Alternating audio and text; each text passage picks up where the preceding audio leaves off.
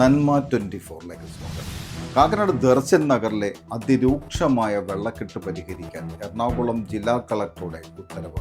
ദുരന്ത നിവാരണ authority chairman കൂടിയായ NSK ഉമേഷാണ് ഉത്തരവിട്ടത്. ഇത് തൃക്കാക്കര നഗരസഭാ സെക്രട്ടറി നടപ്പാക്കി. നഗരസഭാ പരിധിയിൽ നിങ്ങൾക്ക് എല്ലാവർക്കും അറിയാം, വളരെയധികം കെട്ടിട നിർമ്മാണങ്ങളെല്ലാം വരുന്നുണ്ട്. നമുക്ക് ലോ ലൈങ് ആയിട്ടുള്ള ലാൻഡുകൾ ഇഷ്ടം പോലെ ഉണ്ട്. അപ്പോൾ ആ പ്രദേശത്തേക്കുള്ള ഡ്രെയിനേജുകളെല്ലാം ഒരേപോലെ സംരക്ഷിക്കപ്പെടേണ്ടതാണ്. ജനങ്ങളുടെയും ജീവികളുടെ എല്ലാം ആവാസ വ്യവസ്ഥയ്ക്ക് വളരെയധികം പ്രാധാന്യമുള്ള കാര്യമാണ് ഡ്രെയിനേജുകൾ അല്ലെങ്കിൽ തോടുകൾ എന്നുള്ളവയൊക്കെ. അതൊക്കെ തടസ്സപ്പെടുത്തിക്കൊണ്ടും മണ്ണിട്ട് മൂടിക്കൊണ്ടുള്ള നിർമ്മാണ പ്രവർത്തനങ്ങൾ ഒരു കാരണവശാലും ആരും ചെയ്യാനും പാടില്ല. അതിൻ്റെ അകത്തുനിന്ന് അകന്ന് നിൽക്കുകയും വേണം. ഇനിയുള്ളവർക്ക് എല്ലാവർക്കും ഇതൊരു പാഠമായിരിക്കണം. ദർശൻ നഗർക്കാർ കഴിഞ്ഞ വർഷം വളരെയധികം അനുഭവിച്ചു. നമ്മൾ ആ വീഡിയോ എല്ലാം കാണാനുള്ള ഒരു അവസരം നമുക്ക് ലഭിച്ചു. നോക്കിയപ്പോൾ വളരെ വളരെ ദുഷ്കരമായിട്ടുള്ള സാഹചര്യത്തിലൂടെയാണ് അവർ കടന്നുപോയത്. ഈ വർഷം എന്തായാലും അതിനൊരു പരിഹാരം ഉണ്ടാകണമെന്നുള്ള ഉദ്ദേശത്തോടുകൂടി ബഹുമാനപ്പെട്ട കളക്ടർ കർശനമായിട്ട് ഇടപെടുകയും മുനിസിപ്പൽ നഗരസഭ സെക്രട്ടറിക്ക് അതിനൊരു അധികാരം കൊടുക്കുകയും ചെയ്തു. കേരള ഡിസാസ്റ്റർ മാനേജ്മെൻറ്റ് ആക്ട് 2005 പ്രകാരം. അപ്പോൾ അദ്ദേഹത്തിൻ്റെ ഉത്തരവിൻ്റെ അടിസ്ഥാനത്തിലുള്ള എക്സിക്യൂഷനാണ് ഇവിടെ നടക്കുന്നത്. കഴിഞ്ഞ വർഷം വളരെ ദുഷ്കരമായിട്ടുള്ള ഒരു അവസ്ഥ എന്ന് വെച്ചിട്ടുണ്ടെങ്കിൽ പകർച്ചവ്യാധികൾ ഉൾപ്പെടെയുള്ളവ ഈ പ്രദേശത്ത് വ്യാപിക്കുകയുണ്ടായി.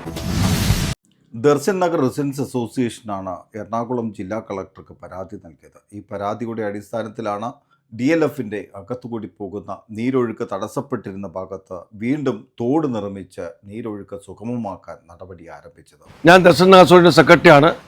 ഞങ്ങൾ ഇവിടുത്തെ ദർശൻ നിവാസികളും ഗ്രീൻ വാലി നിവാസികളും വർഷങ്ങളോളം വെള്ളക്കെട്ട് ഭീഷണി മൂലം കോടിക്കണക്കിന് നഷ്ടം വന്നുകൊണ്ടിരിക്കുകയാണ്.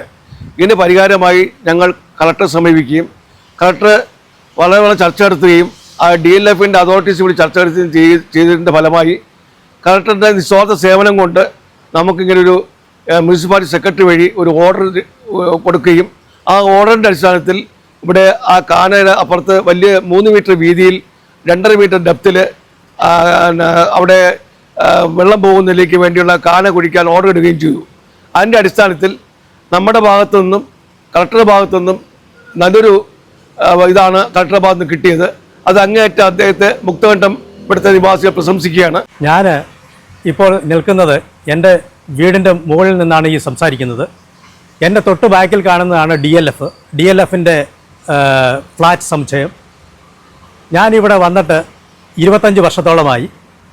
2000-ലാണ് ഞാനിവിടെ വന്നത്. 2000 മുതൽ ഞാനിവിടെ താമസിക്കുകയാണ്. 2009-2010 വർഷം DLF ഈ സ്ഥലം വാങ്ങിക്കുകയും ഈ സ്ഥലത്ത് നിർമ്മാണ പ്രവർത്തനങ്ങൾ ആരംഭിക്കുകയും ചെയ്തു. ആ കാലഘട്ടത്തിൽ ഞാനിവിടെ താമസിക്കുന്ന സമയം മുതൽ തന്നെ കാക്കനാട് കളക്ടറിൻ്റെ ഭാഗത്തു നിന്നും വടക്ക് പ്രദേശത്ത് നിന്നും ഒരു തോട് നിലവിൽ ഒഴുകുന്നുണ്ടായിരുന്നു. DLF പ്രദേശത്ത് വന്ന് അവസാനിക്കുന്ന കടമ്പ്രയാറിൻ്റെ ശാഖയിലേക്കാണ് ഇത് വന്ന് ജോയിൻ ചെയ്തിരുന്നത്. ഇത് ആദ്യകാലത്ത് ഒരു പാഡി ഫീൽഡായിരുന്നു. ഈ പാഡി ഫീൽഡിൻ്റെ പല ഭാഗത്തു നിന്നും നീർച്ചാലുകൾ ഒഴുകി ഈ പുഴയിലേക്ക് ജോയിൻ ചെയ്തിരുന്നു. ഇപ്പോൾ ആസ് ഓഫ് നൗ നമ്മൾ ഡിസാസ്റ്റർ മാനേജ്മെൻറ്റിൻ്റെ ഒരു പരിധിയിൽപ്പെടുത്തിക്കൊണ്ട് ദർശൻ നഗറുകാരുടെ പ്രശ്നം അടിയന്തരമായിട്ട് അഡ്രസ്സ് ചെയ്യുക എന്നുള്ള ഉദ്ദേശത്തോടു കൂടിയാണ് ഈ ഡ്രെയിനേജ് ഇവിടെ പുനരാരംഭിക്കുന്നത്. ഇതിൻ്റെ പൂർണ്ണമായിട്ടുള്ള ചെലവ് DLF തന്നെ വഹിക്കും, അല്ലെങ്കിൽ ഇവിടുത്തെ റെസിഡൻസ് അസോസിയേഷനാണ് വഹിക്കേണ്ടത്. നഗരസഭ പ്രിലിമിനറി ആയിട്ടുള്ള പൈസയാണ് അതിന് മുടക്കുന്നത്. എന്തായാലും 2 ദിവസത്തിനുള്ളിൽ പരിപാടികളെല്ലാം പൂർത്തീകരിക്കും. കൂടാതെ കടമ്പ്രയാറിൻ്റെ ഒരു ബ്രാഞ്ചും കൂടെ ആ പൊസിഷനിൽ വരുന്നുണ്ട്. അതും ക്ലീൻ ചെയ്ത് കടമ്പ്രയാറിലേക്ക് ഈ വരുന്ന വെള്ളം എത്തിക്കാനുള്ള നടപടി ഉണ്ടാവും. കഴിഞ്ഞ വർഷം അതിരൂക്ഷമായിട്ടുള്ള വെള്ളക്കെട്ടായിരുന്നു ഈ ഒരു പ്രദേശത്ത്. ദർശൻ നഗറിലെ നിരവധി വീടുകളുടെ അകത്താണ് കഴിഞ്ഞ വർഷം വെള്ളം കയറിയത്. അതുപോലെ തന്നെ DLFിൻ്റെ അകത്തും വെള്ളം കയറിയിരുന്നു. പകർച്ചവ്യാധികളൊക്കെ പടർന്നു പിടിച്ച ഒരു സ്ഥിതി നമ്മൾ കഴിഞ്ഞ പ്രാവശ്യം കണ്ടു. അത് ഈ പ്രാവശ്യം ഇല്ലാതിരിക്കാൻ മുൻകൂട്ടി എറണാകുളം ജില്ലാ കളക്ടർ ഇവരുടെ പരാതിയുടെ അടിസ്ഥാനത്തിലാണ് ഈ ഒരു നടപടി സ്വീകരിച്ചത്. കഴിഞ്ഞ വർഷം ഇതുപോലെ പകർച്ചവ്യാധികളെല്ലാം പടർന്നു പിടിച്ചപ്പോൾ MLA ഉൾപ്പെടെ അതുപോലെ തന്നെ മന്ത്രി ഉൾപ്പെടെയുള്ള ആളുകളൊക്കെ ഇടപെട്ടിരുന്നു. അതുകൊണ്ട് അടിയന്തരമായും ഈ ദുരവസ്ഥ പരിഹരിക്കണമെന്ന് മന്ത്രി വീണ ജോർജ് ഉൾപ്പെടെയുള്ളവർ നിർദ്ദേശിച്ചിരുന്നു. ഏതായാലും ദുരന്ത നിവാരണ അതോറിറ്റി ചെയർമാൻ കൂടിയായിട്ടുള്ള കളക്ടറുടെ അടിയന്തരമായിട്ടുള്ള ഇടപെടൽ ഉണ്ടായി.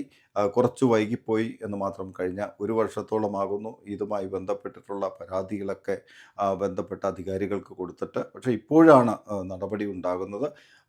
ഈ ഒരു പ്രദേശത്ത് ഇവിടുത്തെ വെള്ളം മാത്രമല്ല ഇവിടെ എത്തുന്നത്. കാക്കനാട് കളക്ട്രേറ്റ് ഇരിക്കുന്ന പ്രദേശം, അതുപോലെ തന്നെ കാക്കനാട് ജംഗ്ഷൻ ഉൾപ്പെടുന്ന ഈ പ്രദേശത്തെ മുഴുവനും വെള്ളം ഒഴുകിയെത്തുന്നത് ഈ ഒരു ദർശൻ നഗറിലാണ്. ഈ ദർശൻ നഗർ വഴി DLFിൻ്റെ അകത്തുകൂടി നിലവിലുണ്ടായിരുന്ന നീരൊഴുക്ക് ചാലുണ്ടായിരുന്നു. ആ നീരൊഴുക്ക് ചാല് ചെറുതായതാണ് ഇവിടുത്തെ നീരൊഴുക്ക് തടസ്സപ്പെടാനുണ്ടായ കാരണം. അത് പുനഃസ്ഥാപിക്കാനാണ് കളക്ടർ ഉത്തരവിട്ടത്. ഏതായാലും ഈ വെള്ളം മുഴുവനും ഒഴുകി ചിത്രപ്പുഴയിലാണ് എത്തിച്ചേരേണ്ടത്. ഇത് തടസ്സമായതുകൊണ്ടാണ് കഴിഞ്ഞ വർഷങ്ങളിലൊക്കെ അതിരൂക്ഷമായിട്ടുള്ള വെള്ളക്കെട്ട് ഈ ഒരു പ്രദേശത്തുണ്ടായത്. 2012-2013 കാലഘട്ടത്തിൽ ഇതിലെ DLF പ്രദേശത്തുകൂടി തുടർന്നൊഴുകിക്കൊണ്ടിരുന്ന തോട് അവരത് മൂടുകയും അതിനെ തുടർന്ന് ഇവിടെ വെള്ളക്കെട്ടുണ്ടാകാനുള്ള സാഹചര്യങ്ങൾ അന്നു മുതൽ തുടങ്ങിയിരുന്നു. അതിൻ്റെ ഫലമായി ഞങ്ങൾ കളക്ടറും മുനിസിപ്പാലിറ്റിയും അങ്ങനെ പല സ്റ്റാറ്റ്യൂട്ടറി അതോറിറ്റിയെ സമീപിക്കുകയും അതിനെ തുടർന്ന് ഞങ്ങൾ RDOയെയും മറ്റും സമീപിച്ചതിൻ്റെ ഫലമായി പ്രത്യേക നിർദ്ദേശങ്ങൾ കൊടുത്തു. ഇവിടെ ഇങ്ങനെ വെള്ളക്കെട്ടുണ്ടാകാൻ പാടില്ല, വെള്ളം റെഗുലേറ്റ് ചെയ്യണം, വെള്ളം നിങ്ങൾ DLFകാർക്ക് അതിന് പ്രത്യേക നിർദ്ദേശങ്ങൾ കൊടുത്തു. അതിൻ്റെ ഫലമായി അവർ അത് പാലിക്കാതിരുന്ന ഹൈക്കോടതിയിൽ റിട്ട് പെറ്റീഷൻസ് ഫയൽ ചെയ്യുകയുണ്ടായി.